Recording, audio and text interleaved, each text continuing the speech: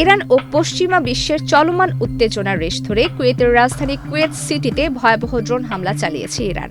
আজ রোববার সকালে পাওয়া খবর অনুযায়ী কুয়েতের একটি গুরুত্বপূর্ণ সরকারি ভবন এবং দুটি তেল ডিপো এই হামলার শিকার হয়েছে।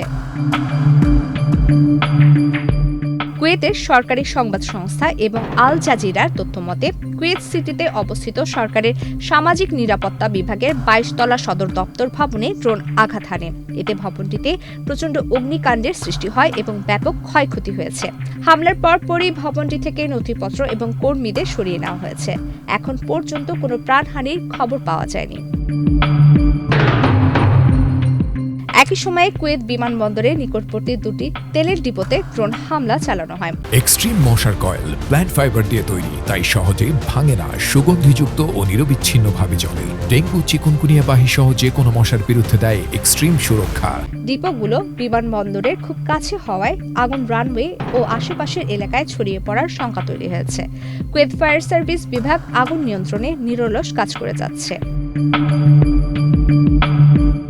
কুয়েতের প্রতিরক্ষা মন্ত্রণালয়ের মুখপাত্র জানিয়েছেন, তাদের আকাশ প্রতিরক্ষা ব্যবস্থা সক্রিয় রয়েছে।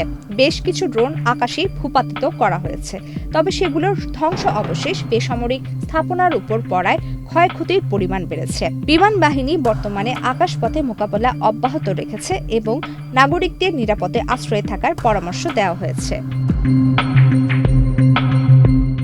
গত 27 ফেব্রুয়ারি ইরানের পরমাণু প্রকল্প নিয়ে তেহরান ও ওয়াশিংটনের সংলাপ কোনো চুক্তি ছাড়াই শেষ হয়। এর প্রতিবাদে 28 ফেব্রুয়ারি থেকে যুক্তরাষ্ট্র ও ইসরায়েল যথাক্রমে অপারেশন এপিক ফিউরি ও অপারেশন রোয়ালিং লায়ন নামে ইরানে সামরিক অভিযান শুরু করে। এরই পাল্টা জবাব হিসেবে ইরান মধ্যপ্রাচ্যের মার্কিন মিত্রদেশ ও ইসরায়েলি লক্ষ্যবস্তুতে দফায় দফায় ড্রোন ও ক্ষেপণাস্ত্র হামলা চালাচ্ছে, যার সর্বশেষ শিকার হল কুয়েত। প্রমিতি কিবরিয়া ইসলাম, বাংলাদেশ প্রতিদিন।